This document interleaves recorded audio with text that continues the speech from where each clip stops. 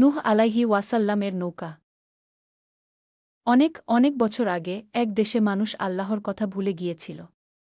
তারা অন্যায় করত, মিথ্যা বলত, আর খারাপ কাজ করে আনন্দ পেত। কিন্তু একজন মানুষ ছিলেন খুব ভালো, তার নাম নূহ আলাইহি ওয়াসাল্লাম। তিনি আল্লাহর কথা শুনতেন এবং সবসময় মানুষকে সৎ পথে চলার উপদেশ দিতেন। নূহ আলাইহি ওয়াসাল্লাম অনেক বছর ধরে মানুষকে বললেন, তোমরা আল্লাহর কথা শোনো, ভালো কাজ করো, না হলে একদিন বড় বিপদ আসবে। কিন্তু মানুষ হাসত, তাকে নিয়ে ঠাট্টা করত। তারা তার কথা বিশ্বাস করত না। তখন আল্লাহ বললেন, হে নূহ, তুমি একটি বড় নৌকা তৈরি করো। আমি আকাশ থেকে বৃষ্টি দেব, আর মাটির নিচ থেকেও পানি বের করব। চারপাশে শুধু পানি আর পানি হবে।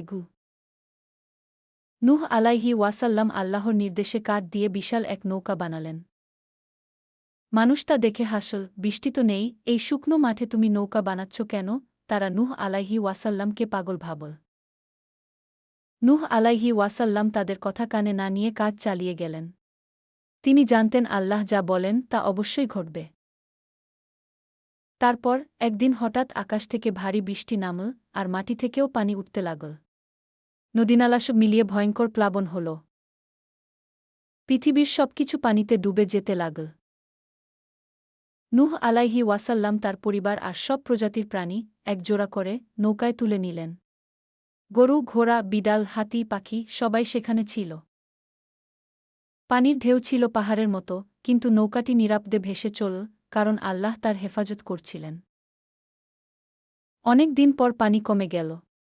নৌকা থেমে দাঁড়াল এক পাহাড়ে, যার নাম জুদি পাহাড়।